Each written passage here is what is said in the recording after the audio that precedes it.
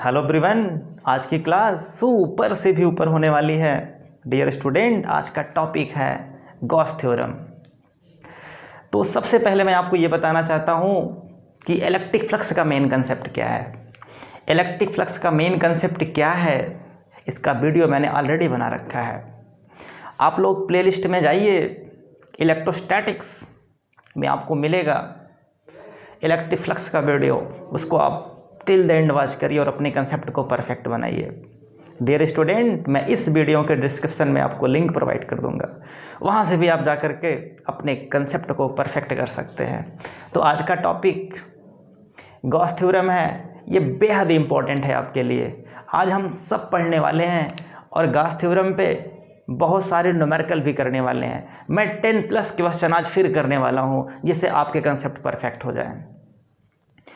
तो सबसे पहले मैं आपको ये बताना चाहता हूँ कि अगर आपको गॉस थ्योरम समझना है या इसके बारे में अगर आपको नॉलेज एक्वायर करना है, तो सबसे पहले आपको फ्लक्स के बारे में जानकारी होनी चाहिए। इलेक्ट्रिक फ्लक्स का मेन कंसेप्ट क्या है, ये आपको अच्छे से क्लियर करना होगा। डियर स्टूडेंट, एक बार मैं फिर से आपको बताना चाहता हूँ कि इलेक्ट्रिक फ्लक्स का मेन कंसेप्ट क्या है। इलेक्ट्रिक फ्लक्स, सबसे पहली चीज़,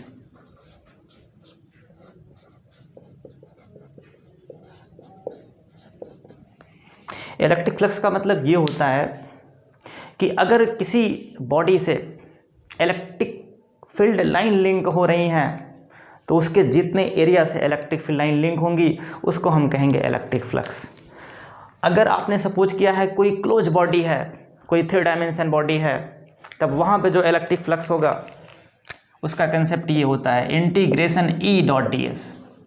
आई होप आप जानते होंगे। This is called electric flux, इसी को हम कहते हैं φE। अगर कोई क्लोज बॉडी है तब वहाँ पे जो इलेक्ट्रिक फ्लक्स होगा φE = इंटीग्रेशन E.ds है। दूसरी बात, अगर आपको गॉस थ्योरम समझना है, सबसे पहले आपको इलेक्ट्रिक फ्लक्स के बारे में नॉलेज होना चाहिए, जो मैंने आपको बताया, हिंट किया। आई होप आप ये जानते होंगे पहले से ही। दूसरी बात, क्लोज्ड बॉडी के बारे में भी आपको नॉलेज होना चाहिए। Second, closed body, close body आप लोग जानते होंगे, ऐसा मैं मान के चल रहा हूँ। जैसे मैं एक एग्जांपल दे रहा हूँ, एक ग्लास है, इस तरीके से एक ग्लास है, ये ग्लास है, ये ग्लास का नीचे वाला पोर्शन है और ये ग्लास का ये टॉप वाला पोर्शन है। अब अगर हम पूछें आपसे कि ये ओपन है या फिर क्लोज्ड बॉडी है, तो आप कहेंगे ओपन बॉडी है, क्योंकि ये वाला पोर्शन इसका ओपन है। लेकिन अगर आपने इसके ऊपर एक प्लेट रख दिया, अगर आपने इसके ऊपर प्लेट रख दिया, तभी उस केस में ये हो जाएगा क्लोज्ड बॉडी। तो कहने का मतलब क्लोज्ड बॉडी कैसी होनी चाहिए, अगर आपको अंदर जाना है, अगर क्लोज्ड बॉडी के अंदर अगर आपको जाना है तो सरफेस को पेनिट्रेट करना पड़ेगा। ये मेन कंसेप्ट है क्लोज बॉडी का। लेकिन अगर ओपन बॉडी है तब बिना आप सरफेस को पेनिट्रेट किए इसके अंदर आप पहुंच सकते हैं। आई होप आप समझ गए होंगे क्लोज्ड बॉडी। तो डियर स्टूडेंट, अगर आपको गॉस थ्योरम समझना है, अगर आपको गॉस लॉ अप्लाई करना सीखना है, तो सबसे पहले आपको जानना पड़ेगा कि इलेक्ट्रिक फ्लक्स का मेन कंसेप्ट क्या है और क्लोज बॉडी का मेन कंसेप्ट क्या है। अब मैं ये मान के चल रहा हूँ कि दोनों का कंसेप्ट आपका क्लियर हो गया है। अब गॉस लॉ मैं आपको सिखा रहा हूँ। जैसे आपने सपोज किया कोई एक इर्रेगुलर बॉडी है इस तरीके से, और इसके अंदर एक चार्ज Q रखा हुआ है, +Q चार्ज रखा हुआ है इसके अंदर। तो अगर हम आपसे पूछें कि बताइए इलेक्ट्रिक फील्ड लाइन यहाँ से कैसे निकलेंगी बाहर की तरफ, तो इलेक्ट्रिक फील्ड लाइन हमेशा प्लस से दूर की तरफ होती है। अगर आपसे पूछें इलेक्ट्रिक फील्ड लाइन कैसी होंगी, तो आप कहेंगे इलेक्ट्रिक फील्ड लाइन ऐसे होगी बाहर की तरफ, यूँ ऐसे होंगी इलेक्ट्रिक फील्ड लाइन बाहर की तरफ। बिल्कुल राइट है। अगर हम पूछें कि आप बताइए इससे निकलने वाले फ्लक्स का मान क्या होगा, तो डियर स्टूडेंट, चूंकि ये एक बॉडी है, 3 डायमेंशन बॉडी है, ये 3 डायमेंशन बॉडी है।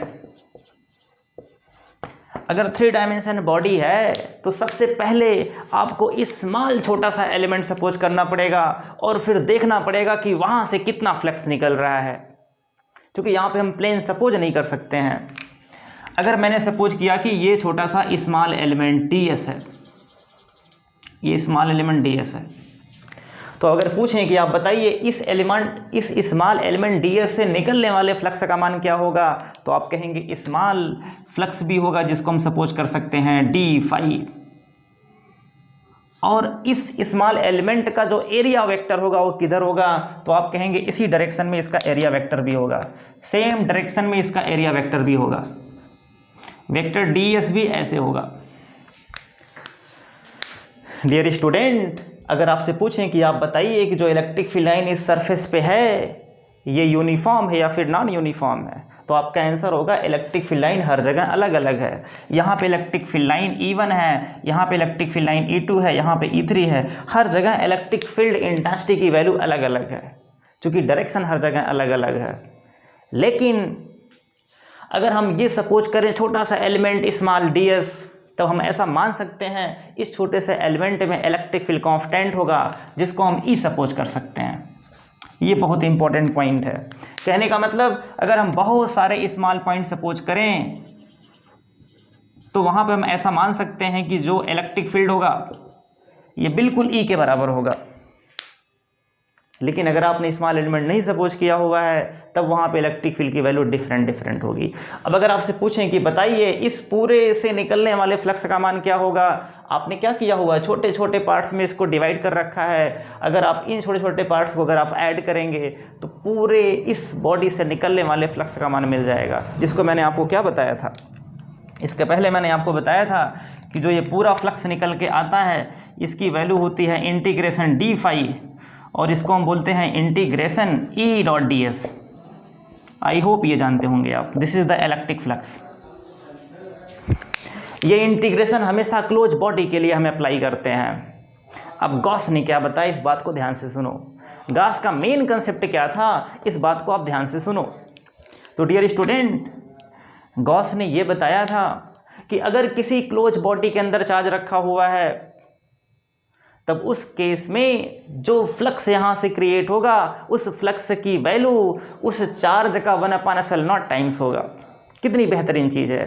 कहने का मतलब आपको अलग अलग फेज से फ्लक्स का मान नहीं निकालना है, आपको पूरे बॉडी से फ्लक्स का मान अगर निकालना है तो आपको सिर्फ देखना है कि उसके अंदर चार्ज कितना है। जितना चार्ज होगा उसमें अगर हम डिवाइड कर दें ε0 से तो उस केस में हो जाएगा दिस इज गॉस लॉ। कहने का मतलब गॉस का स्टेटमेंट क्या है, तो आप कहेंगे फाई इक्वल टू या integration E dot ds equal to, जिसको हम बोलेंगे Q इनक्लोज डिवाइड बाई ε0। यही है गॉस लॉ, यही है गॉस का स्टेटमेंट, यही है डियर स्टूडेंट गॉस का स्टेटमेंट। कभी कभी एग्जाम में आता है स्टेटमेंट लिखने के लिए, तो आप क्या लिखेंगे स्टेटमेंट, गॉस का स्टेटमेंट क्या होना चाहिए। तो बहुत सिंपल स्टेटमेंट है, मैं लिख रहा हूँ, आप इसको समझने का प्रयास करो।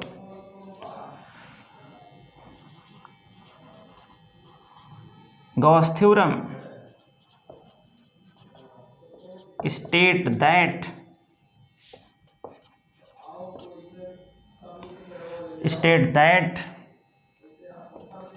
The electric flux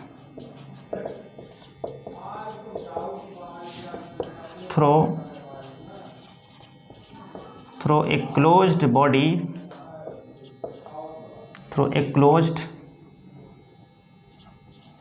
body is equal to the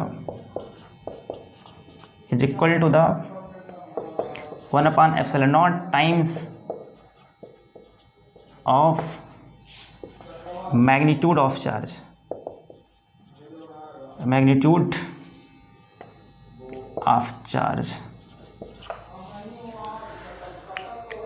dear student, इसका मतलब ये है कि अगर आपको गॉस लॉ अप्लाई करना है तो सबसे पहले सरफेस कैसा होना चाहिए, क्लोज होना चाहिए। अब उस क्लोज सरफेस के अंदर कितना चार्ज है, अगर आप उस चार्ज में ε0 से डिवाइड कर दें तो आपको मिल जाएगा गॉस थ्योरम। गॉस थ्योरम ये है, आपने ये सपोज किया हुआ है कि यहाँ पे फ्री स्पेस है, यहाँ पे फ्री स्पेस आपने अज्यूम किया हुआ है, लेकिन अगर फ्री स्पेस नहीं है, कोई मीडियम है, तब उस केस में क्या होगा, for any medium other than free space, तो क्या होगा आप सोच के बताओ। अगर कोई ऐसा मीडियम है जो फ्री स्पेस के अलावा है, तब उस केस में फ्लक्स की वैल्यू क्या होगी? तो डियर स्टूडेंट, फ्लक्स की जो वैल्यू होगी ये फाई ई जो होगा इसको लिखेंगे Q डिवाइड बाई एप्सिलॉन, या इसको हम क्या लिख सकते हैं? तो आप कहेंगे Q divide by epsilon not into के, ये हो जाएगा फ्लक्स की वैल्यू। वैसे आपको अक्सर फ्री स्पेस ही मिलेगा, बहुत रेयर केस में कोई मीडियम मिलता है। आई होप आप समझ गए होंगे कि गॉस लॉ का मेन कंसेप्ट क्या है। गॉस लॉ का सिर्फ मेन कंसेप्ट ये है कि आपको देख लेना है कि क्लोज बॉडी के अंदर कितना चार्ज है, जितना चार्ज है उसमें क्या करना है? एप्सिलॉन नॉट से डिवाइड कर देना है डियर स्टूडेंट। लेकिन आपको ध्यान रखना है कि गॉस लॉ कब अप्लीकेबल होगा। कुछ इंपॉर्टेंट पॉइंट है जो मैं आपको बताना चाहता हूँ, कुछ इंपॉर्टेंट पॉइंट है, इंपॉर्टेंट पॉइंट जो आपको याद रखना है। सबसे पहला पॉइंट ये है कि गॉस लॉ हमेशा, जो गॉस थ्योरम है, हमेशा ये क्लोज बॉडी के लिए एप्लीकेबल होता है। ध्यान रहे कि हम तभी गॉस लॉ अप्लाई कर सकते हैं जब क्लोज बॉडी हो, जब क्लोज 3 डायमेंशन बॉडी हो। तो ये हमेशा 3D बॉडी के लिए एप्लीकेबल होता है, 3D बॉडी के लिए हमेशा एप्लीकेबल होगा। दूसरी बात, चार्ज हमेशा इस बॉडी के अंदर होना चाहिए, मतलब चार्ज हमेशा बॉडी के अंदर क्लोज होना चाहिए। अगर कोई चार्ज इस सरफेस पे रखा रहेगा तब हम कहेंगे इस सरफेस पे चार्ज अगर है, तब उस केस में हम कहेंगे ये चार्ज, इस चार्ज से निकलने वाले फ्लक्स का मान हम पूरा का पूरा कंसीडर नहीं कर सकते हैं। कहने का मतलब चार्ज हमेशा अंदर होना चाहिए। अगर कोई चार्ज यहाँ पे रखा हुआ है तब उस केस में हम कहेंगे इस चार्ज के लिए हम गॉस लॉ अप्लाई नहीं कर सकते हैं, इस वाले चार्ज के लिए भी हम गॉस लॉ अप्लाई नहीं कर सकते हैं, इस चार्ज को क्लोज करना पड़ेगा। आई होप आप समझ गए होंगे। मतलब चार्ज हमेशा क्या होना चाहिए? हमेशा क्लोज बॉडी के अंदर होना चाहिए। तीसरी बात यह है कि इसके सरफेस पे डिपेंड नहीं करता है, चाहे जैसा हो। दूसरी बात आपने लिख लिया। सेकंड, चार्ज क्या होना चाहिए? चार्ज शुड बी क्लोज्ड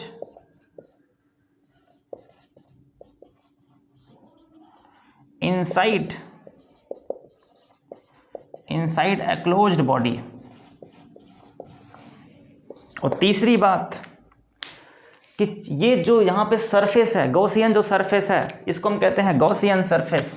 इस सरफेस का नाम है गॉसियन सरफेस। यहाँ मैं लिख रहा हूँ, इस सरफेस को कहते हैं गॉसियन सरफेस, गॉसियन सरफेस। तो डियर स्टूडेंट, गॉस लॉ जब अप्लाई करते हैं तब उस केस में हम गॉसियन सरफेस को बिल्कुल, हम ये नहीं सपोज करते हैं कि गॉसियन सरफेस कैसा होना चाहिए, सिर्फ क्लोज होना चाहिए बस। ये गॉसियन के सरफेस पे डिपेंड नहीं करता है। Not depends on the nature of surface, not depends on the nature of surface, nature of surface. तो डियर स्टूडेंट, अगर आपको गॉस लॉ अप्लाई करना है तो इन 3 पॉइंट्स को आपको याद रखना पड़ेगा। सबसे पहला पॉइंट क्या है कि चार्ज हमेशा बॉडी के अंदर होना चाहिए। दूसरा पॉइंट, 3 डायमेंशन बॉडी होनी चाहिए, मतलब कि चार्ज पूरा का पूरा क्लोज होना चाहिए। और तीसरा पॉइंट, जो सरफेस होगा, सरफेस कैसा होगा इससे मतलब हमको नहीं है, सिर्फ सरफेस क्या करना चाहिए? ऐसा सरफेस होना चाहिए जिससे चार्ज क्लोज्ड हो। ये स्फेयर भी हो सकता है, ये सिलेंड्रिकल भी हो सकता है, ये क्यूबिकल भी हो सकता है, कोई भी सरफेस हो सकता है, हमेशा गॉस लॉ एप्लीकेबल होगा। आई होप आप समझ गए होंगे। अब हम गॉस लॉ को ड्राइव करने चल रहे हैं। इसका प्रूफ कैसे हम करेंगे? बहुत छोटा सा प्रूफ है इसका, आप ध्यान दो, आपके सारे फंडे क्लियर हो जाएंगे। हाँ, इसको कैसे हम प्रूफ करेंगे? इसका प्रूफ कैसे हम करेंगे? बहुत सिंपल है डियर स्टूडेंट। आपको क्या प्रूफ करना है कि गॉस ने बताया था कि जो इलेक्ट्रिक फ्लक्स है इसकी वैल्यू Q/ε0 होती है, ये आपको प्रूफ करना है। बिल्कुल, बड़ी आसानी से कर सकते हैं। देखो कैसे हम करेंगे। आपको प्रूफ करना है कि जो φe है इसकी वैल्यू Q इनक्लोज/ε0 होती है। ये प्रूफ करना है हमको, बहुत सिंपल है। सबसे पहले मैंने ये सपोज किया हमारे पास एक कोई पॉजिटिव चार्ज है Q, ध्यान दो ये है प्लस Q चार्ज। अगर हम पूछें कि आप बताओ इस प्लस Q चार्ज से निकलने वाली इलेक्ट्रिक फील्ड लाइन कैसे होगी, तो आप कहेंगे बहुत सिंपल है, यहाँ से निकलने वाली इलेक्ट्रिक फील्ड लाइन ऐसे होगी, यूँ ऐसे निकलेगी, ऐसे निकलेगी इलेक्ट्रिक फील्ड लाइन। बिल्कुल राइट आंसर है, इलेक्ट्रिक फील्ड लाइन की डायरेक्शन ये है, ये है।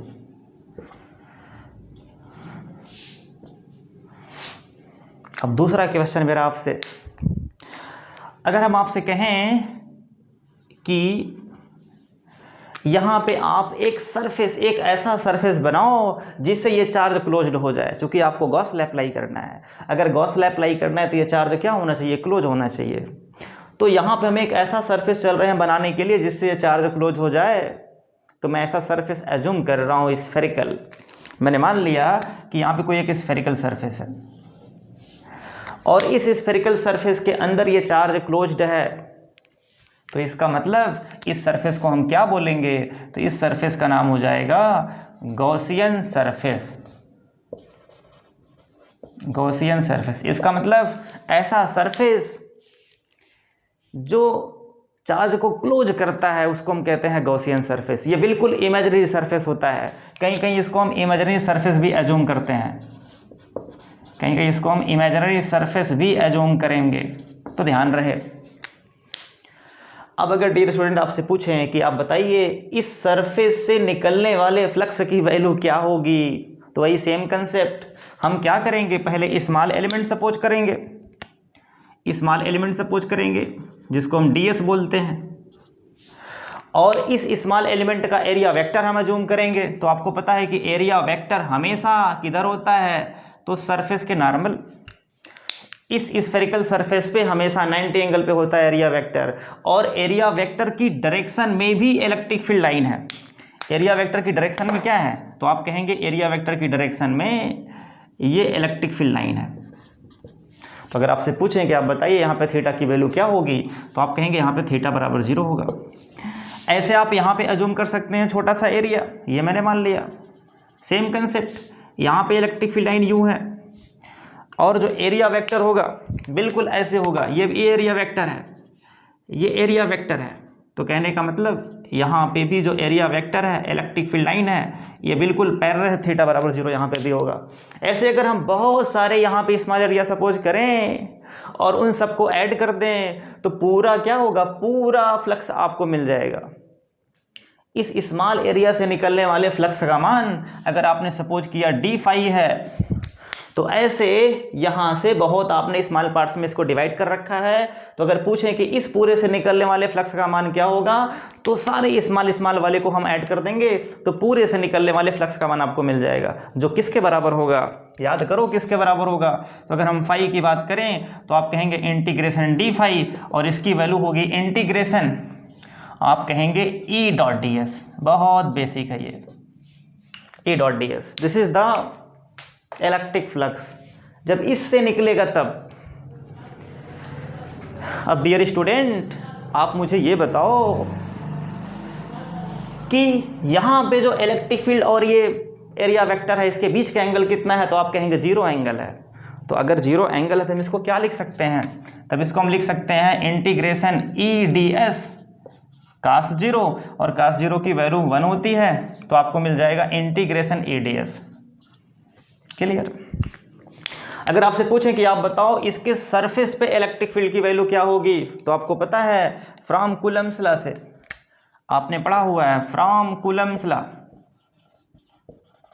फ्रॉम कूलम्स लॉ कि जो इलेक्ट्रिक फील्ड होता है किसी भी सरफेस के स्फीयर पे, अगर सेंटर पे चार्ज क्यों रखा हुआ है और आपने मान लिया इसका रेडियस r है, इस स्फेरिकल सरफेस का रेडियस r है, तब जो इलेक्ट्रिक फील्ड होगा उसको हम बोलेंगे 1/4 पाई एप्सिलॉन नॉट q/r²। ये होगा इलेक्ट्रिक फील्ड। आई होप आप जानते होंगे।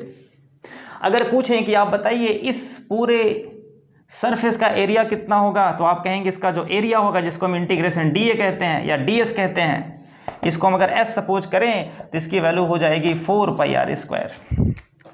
अगर आप इस छोटे छोटे स्मॉल्स को, अगर आप इस छोटे छोटे पार्ट्स को अगर आप ऐड करेंगे तो पूरे इस इस स्फीयर के एरिया के बराबर मिलेगा आपको, और उसकी वैल्यू क्या होगी 4πr²।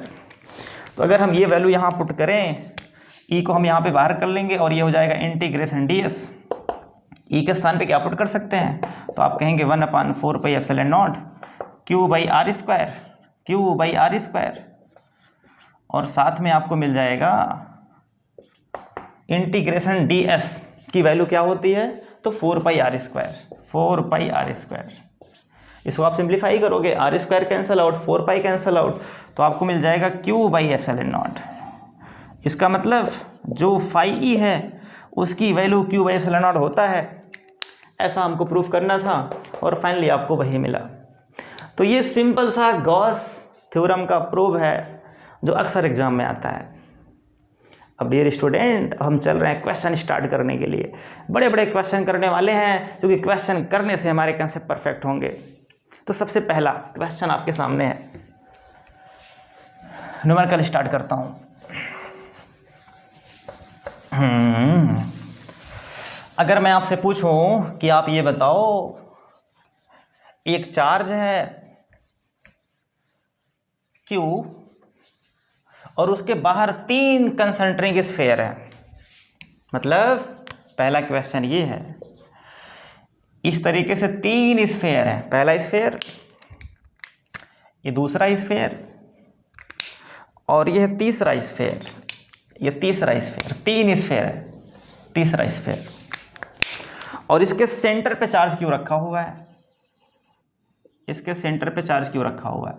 ये है भाई पहला सरफेस, और ये दूसरा, ये तीसरा, 3 सरफेस यहाँ पे हैं, फर्स्ट सेकंड थर्ड। तो अगर आपसे पूछें कि आप बताओ इन तीनों सरफेस से निकलने वाले फ्लक्स का मान क्या होगा, सोच के बताना।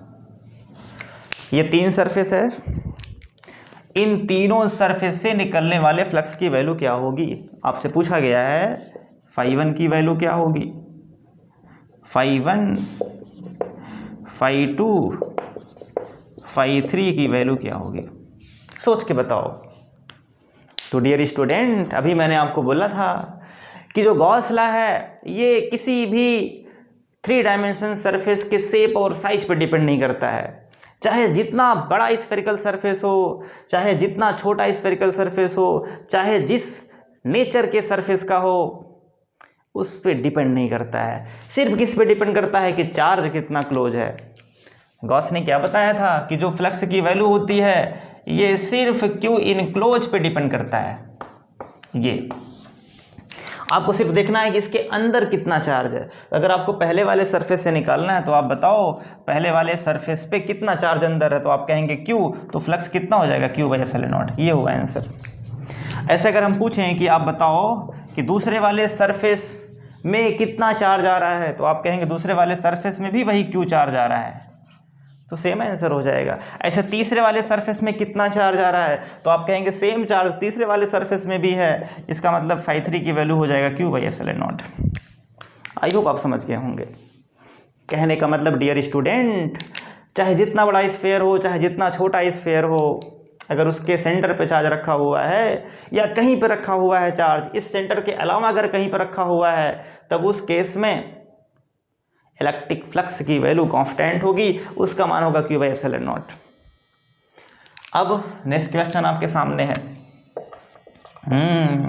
अब मैंने सपोज किया ऐसे एक बॉडी है, इर्रेगुलर मैंने बॉडी मान लिया, ये इर्रेगुलर एक बॉडी है, इस तरीके से ऐसे एक बॉडी है। अब यहाँ पे मैंने रखा हुआ है 2 चार्ज, एक पहला चार्ज है Q1 और दूसरा चार्ज है Q2, 2 चार्ज यहाँ पे। अगर आपसे पूछे कि बताइए यहाँ पे फ्लक्स की वैल्यू क्या होगी, यहाँ पे फ्लक्स की वैल्यू क्या होगी, ये है क्वेश्चन आपके सामने, यहाँ पे फ्लक्स की वैल्यू क्या होगी। तो डियर स्टूडेंट, मैंने बोला था ये कंपलसरी नहीं है कि चार्ज इसके सेंटर पे हो, ये ज़रूर कंपलसरी है कि इसके अंदर होना चाहिए, और आप देख रहे हैं इसके अंदर है, इसका मतलब ये सरफेस गॉसियन हम जूम करेंगे, ये गॉसियन सरफेस है, ये है गॉसियन सरफेस। तो आप बताओ इसका आंसर क्या होगा। बहुत सिंपल है। तो अभी आपने देखा कि जो फ्लक्स है वो कितना होता है, Q इनक्लोज बाई ε0। अब आप बताओ यहाँ पे Q इनक्लोज की वैल्यू क्या होगी, तो आप कहेंगे यहाँ जो Q इनक्लोज होगा ये कितना होगा, Q1 + Q2 होगा। ध्यान रहे मैग्नीट्यूड ऑफ चार्ज हम सपोज करते हैं, तो अगर ये नेगेटिव होता तो यहाँ पे नेगेटिव मुझे कंसीडर करना होता, तो फ्लक्स की वैल्यू कितनी हो जाएगी, तो आप कहेंगे Q1 + Q2 / ε0। ये आंसर है। अगर मैंने यहाँ पे एक चार्ज अगेन मैं अगर सपोज करूँ, नेक्स्ट प्रॉब्लम, हाँ नेक्स्ट क्वेश्चन आपके सामने है।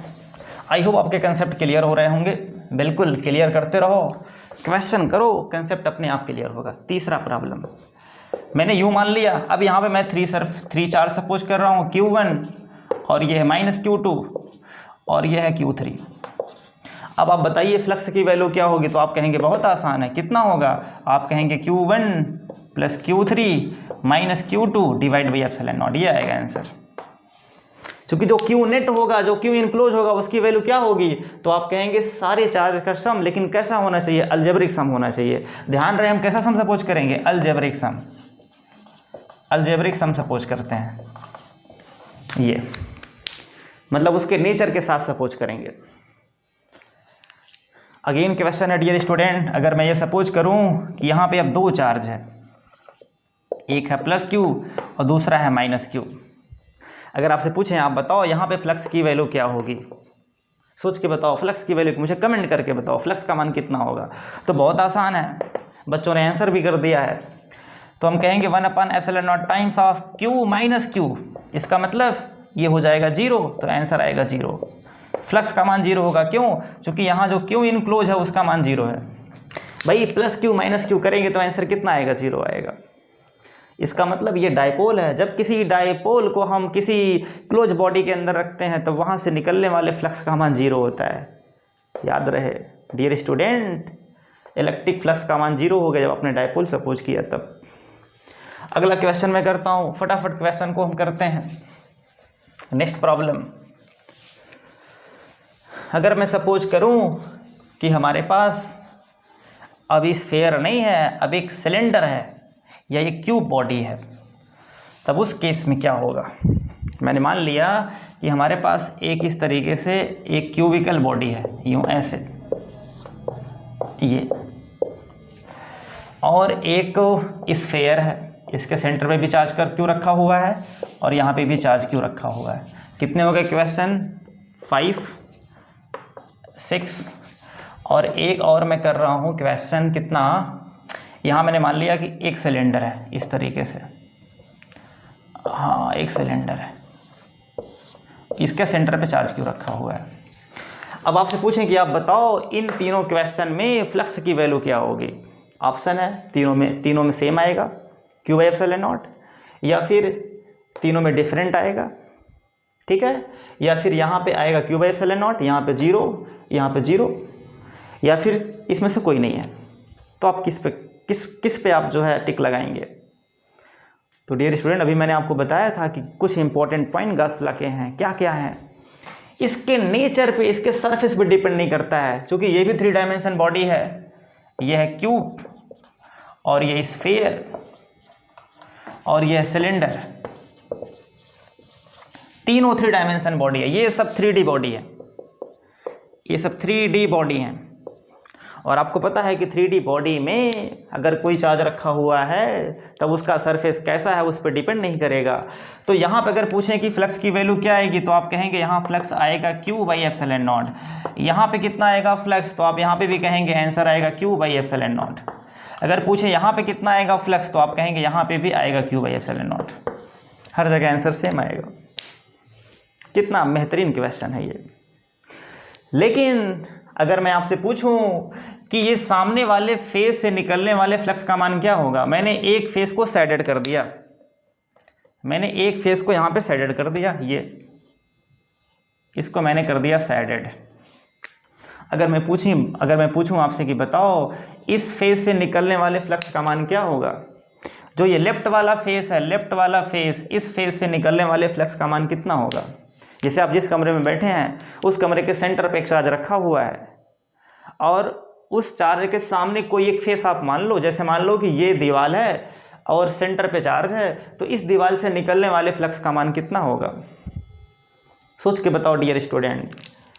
ये है फाई टोटल, ये है फाई टोटल, क्यूब से निकलने वाले फ्लक्स का मान ये है। अगर हम आपसे पूछें कि आप बताओ फाई साइडेड कितना होगा, फाई साइडेड कितना होगा, जो इस साइडेड वाला फेस है इससे निकलने वाले फ्लक्स का मान कितना होगा, सोच के बताओ। तो बहुत सिंपल है भाई, इस 6 फेस से निकलने वाले फ्लक्स का मान कितना है, Q बाई एप्सिलॉन नॉट है। कहने का मतलब कि जो 6 फेस में जो चार्ज इनक्लोज है वो कितना है, Q है। तो 1 फेस में कितना चार्ज होगा, 1 फेस में जो चार्ज होगा ये हो जाएगा Q/6। कहने का मतलब 1/6 पार्ट चार्ज का ये पार्टिसिपेट हो रहा है सिर्फ एक फेस में। कहने का मतलब उस चार्ज का जो 1/6 पार्ट है, जो 1/6 पार्ट चार्ज का इलेक्ट्रिक फील्ड क्रिएट करेगा वो लिंक होगा सिर्फ एक फेस से। अब अगर आपसे पूछें कि आप बताओ अगर ये हो गया Q इनक्लोज की वैल्यू, यही अगर Q इनक्लोज की वैल्यू हुआ तो आप बताओ कि फ्लक्स की वैल्यू कितनी हो जाएगी, तो आप कहेंगे Q/6 बाई एप्सिलॉन नॉट, और इसका आंसर आ जाएगा Q/6 एप्सिलॉन नॉट। तो ध्यान रहे डियर स्टूडेंट, जब कोई चार्ज सेंटर पे होता है तब उस केस में किसी एक फेस से निकलने वाला फ्लक्स Q/6 एप्सिलॉन नॉट होता है। अगर आपसे पूछें 2 फेस से निकलने वाले फ्लक्स का मान क्या होगा, अगर मैं आपसे पूछूं कि आप बताओ 2 फेस से निकलने वाले फ्लक्स का मान क्या होगा, 2 फेस मैंने कर दिया, तब आप कहेंगे, तब उस केस में क्या हो जाएगा Q/6 epsilon not plus Q/6 epsilon not, तो आंसर आएगा Q/3 epsilon not.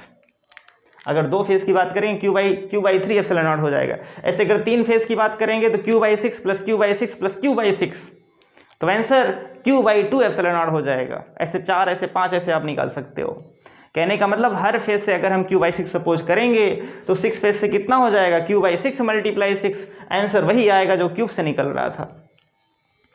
I hope आपका फंडा क्लियर हो गया होगा।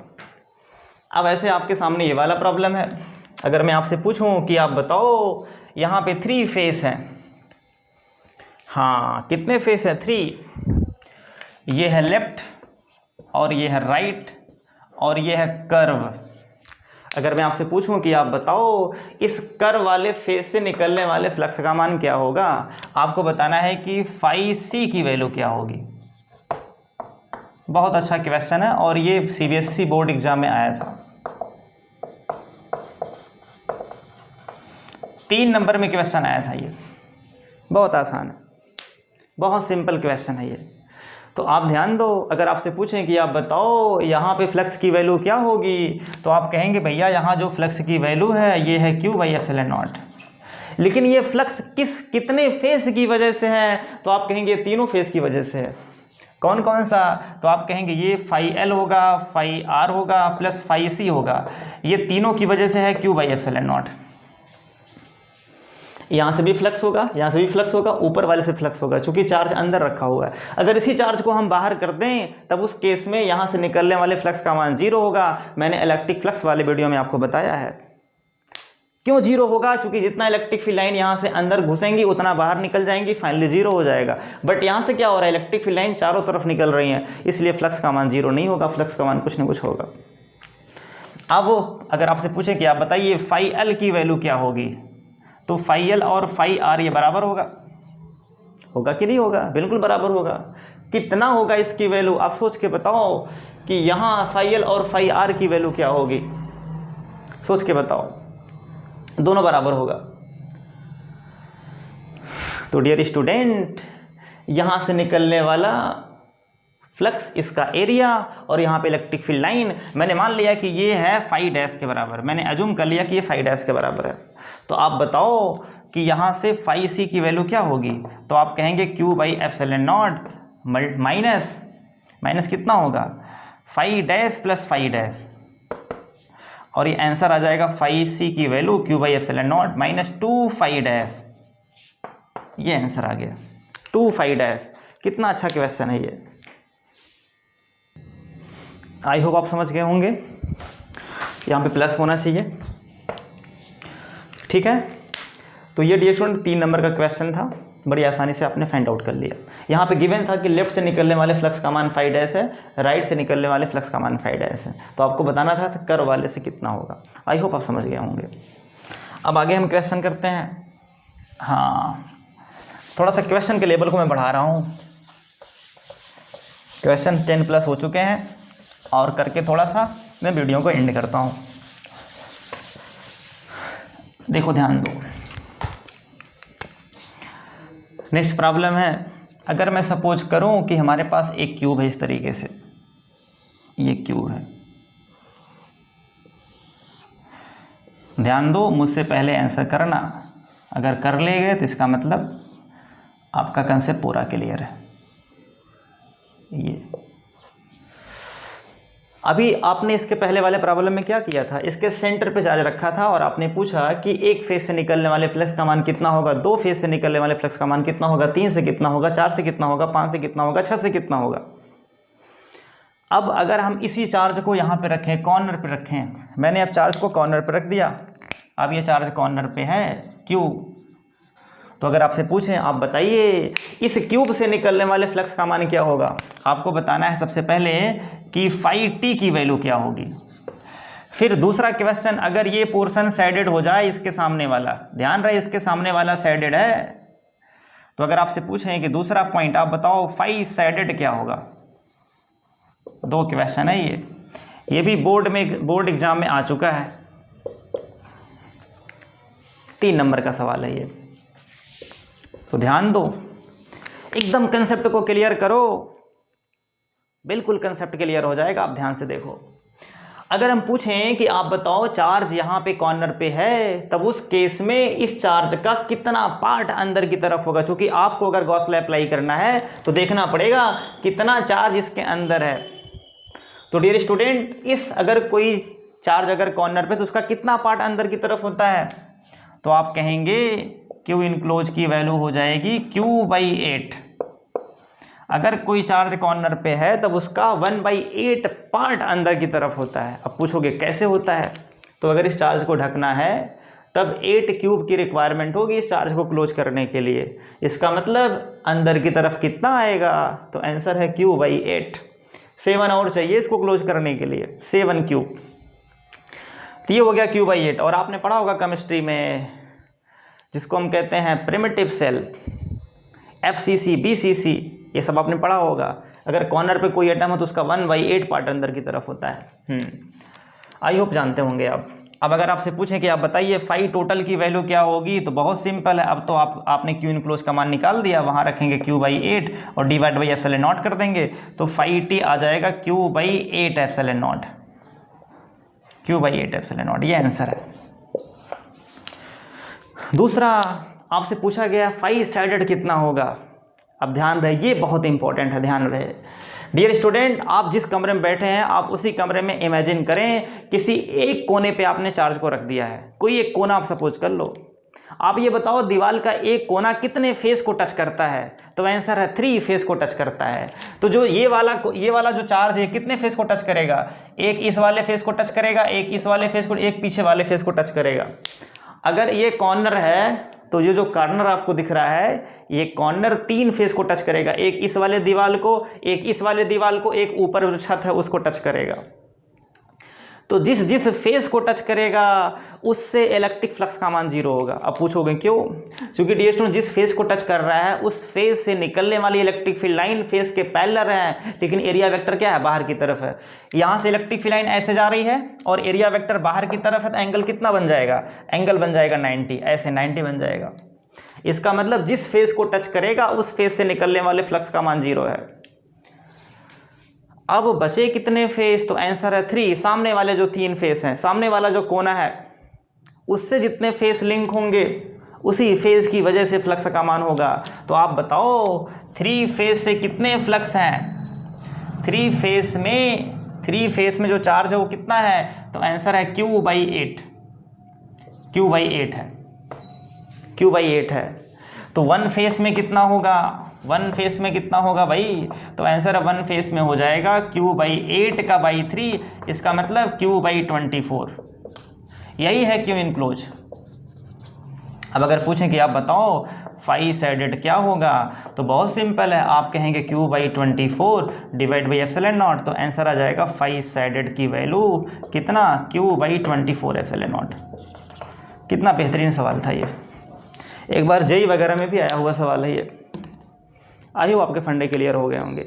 जिस फेस को टच करेगा उस फेस से निकलने वाले फ्लक्स का मान जीरो होगा। क्यों जीरो होगा? क्योंकि तीनों फेस से एरिया वेक्टर 90 एंगल पे होगा इलेक्ट्रिक फील्ड लाइन से, इसीलिए फ्लक्स जीरो हो गया। बाकी जो 3 फेस हैं उससे फ्लक्स का मान होगा, उन्हीं तीनों फेस से निकलने वाले फ्लक्स का मान कितना है? तो आंसर है Q/8 एप्सिलॉन नॉट है। अब अगर पूछें कि 2 से कितना होगा तो आप कहेंगे Q/24 प्लस Q/24।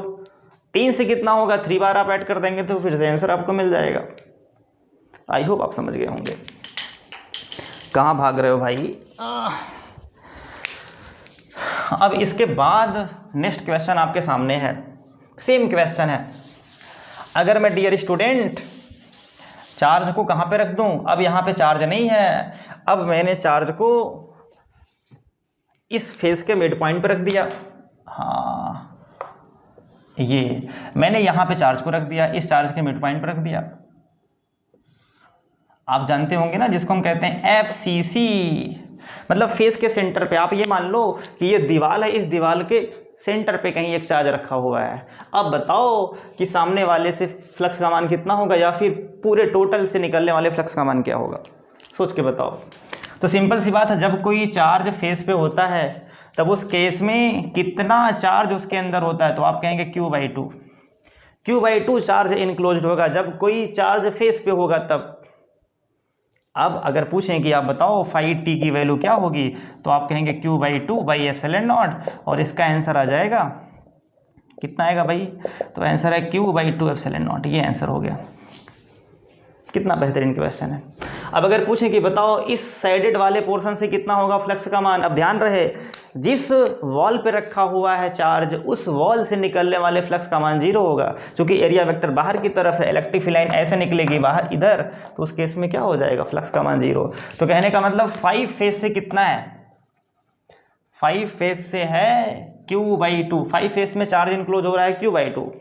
तो अगर हम कहें कि 1 फेस में कितना चार्ज इनक्लोज होगा, तो आप कहेंगे Q/2 कि बाई 5, तो इसका मतलब 1 फेस में हो जाएगा मेरे भाई Q/10 एप्सिलॉन, Q/10। तो आप बताओ 1 फेस से फ्लक्स का मान कितना होगा, 5 साइडेड कितना होगा? यही है Q इनक्लोज। तो आप कहेंगे ये हो जाएगा Q/10/ε0। तो आंसर आ जाएगा 5 साइडेड। इसकी वैल्यू कितनी हो जाएगी? तो आप कहेंगे दिस इज Q/10 एप्सिलॉन। ये आंसर है। कितना बेहतरीन सवाल है ये। अब अगर पूछने कि आप बताओ 2 फेस से निकलने वाले फ्लक्स का मान कितना होगा, तो Q/10 प्लस Q/10 कर देंगे।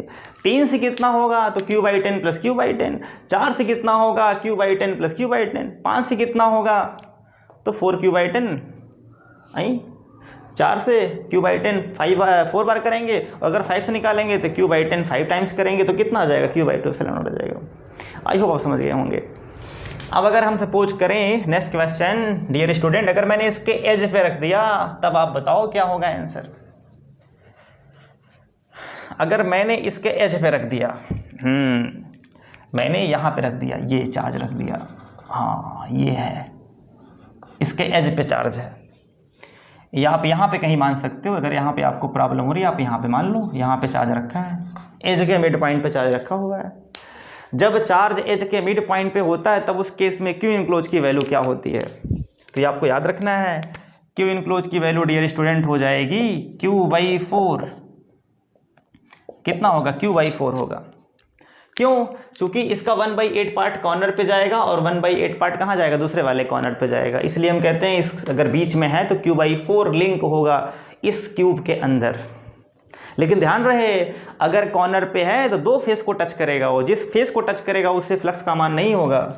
इसका मतलब 4 फेस से कितना होगा, तो आप कहेंगे 4 फेस में कितना चार्ज क्लोज हो रहा है, तो आप कहेंगे Q/4। 2 फेस को लिंक नहीं, जिस फेस को लिंक कर रहा है वहां से फ्लक्स का मान 0 होगा, ये आपको ध्यान रखना है। क्यों? चूंकि एरिया वेक्टर 90 एंगल पे होगा। तो 1 फेस में कितना चार्ज लिंक होगा, तो आप कहेंगे 1 फेस में जो चार्ज लिंक होगा ये हो जाएगा Q/4 और डिवाइड बाई 4। इसका मतलब कितना आएगा भाई? Q/16। क्लियर है? अब अगर पूछें कि आप बताओ 5 साइडेड की वैल्यू क्या होगी, अब आप अपने आप समझ गए होंगे बिल्कुल। कितना आएगा आंसर, तो आप कहेंगे Q/16 divide by epsilon not, और इसका आंसर हो जाएगा Q/16 एप्सिलॉन नॉट। ये आंसर है इसका। कितना आसान है। ऐसे दो फेज से निकाले हमारे फ्लक्स का मान कितना होगा, तो Q/16 प्लस Q/16, 3 से कितना होगा, 3 बार ऐड करेंगे, 4 से कितना होगा, 4 बार ऐड करेंगे, फिर से वही आंसर आपको मिल जाएगा, क्या, Q/4ε0। तो डियर स्टूडेंट, ऐसे हम क्वेश्चन करते हैं और अपने कंसेप्ट को परफेक्ट बनाते हैं। तो सिर्फ गॉस लॉ अगर आपको अप्लाई करना है तो मेन कंसेप्ट क्या है गॉस लॉ का, चार्ज क्लोज होना चाहिए, ये आपको ध्यान रखना है। आपको देखना है कितना चार्ज बॉडी के अंदर है, कितना चार्ज बॉडी के अंदर क्लोज हो रहा है। तो आज का कंसेप्ट मैं ये मान के चल रहा हूँ कि आपका परफेक्ट हो गया होगा, क्योंकि आज मैंने बहुत सारे क्वेश्चन किए हैं। आई थिंक मैंने 15+ क्वेश्चन किए हैं। आज के लिए बस इतना ही। आप लोग खुश रहें, बाय।